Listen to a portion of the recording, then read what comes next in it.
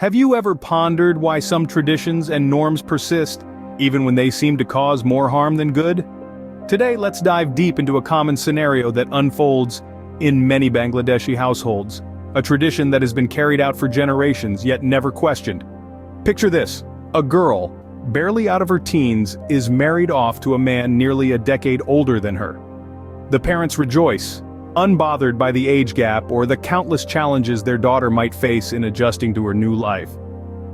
The girl, on the other hand, is expected to adapt, to mold herself to fit into this new world.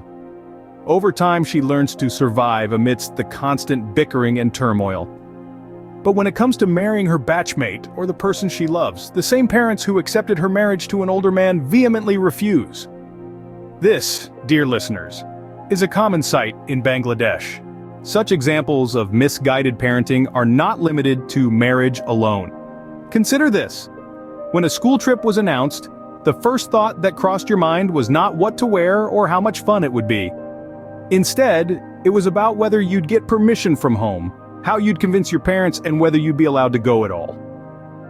Many of us have this memory sitting in the corner of the classroom as everyone else handed in their picnic money, their names being entered into the list while you watched from the sidelines. When the picnic day arrived, while everyone else was boarding the bus, you were at home, studying because school was off, and you were told not to waste your time.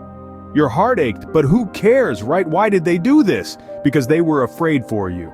They wouldn't let you go because the picnic bus might have an accident, or there might be water at the picnic spot, and you might drown. Instead of teaching us how to swim, we were always taught to avoid places with water. Do you remember those games we used to play for a single taka in our childhood?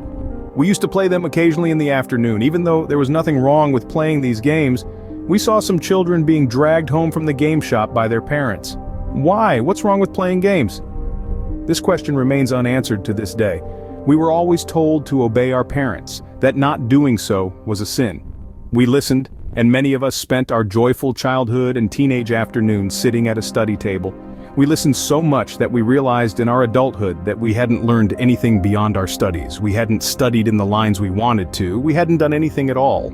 If you are a very obedient person and never go against their words, you'll find at some point that your achievements or happiness is nil.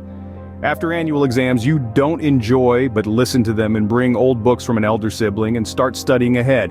Even on the 46 days off after JSC exam, you listen to them and start studying 9th, 10th grade. All day long during the holiday after the metric exam you study for inter. You do everything according to their words.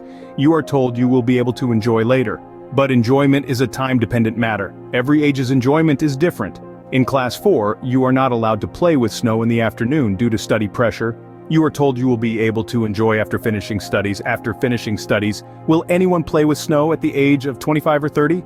Now you have become busy in the circle of life. In the crowd of busyness, your hobbies and work do not work like before. Will not do more in the future. But it could have been so. You could have been allowed to enjoy like a free bird after the annual exam, JSC or SSC exam.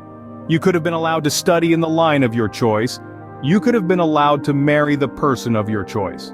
We were told to listen to them in the name of religion, but when you will not say salam properly by touching feet according to the words of that religion, then you will be called disrespectful. When you will talk about getting married quickly to reduce sin, then they will avoid it. No doubt they want our good, but they don't know where our happiness is. They don't want to know ever. In the gap of this wrong parenting, we all have grown up with a lot of anger and wounds in the torture of good wanting. We don't express it. We give a status of love on Father's Day or Mother's Day, but the wound that has been created, we don't heal it.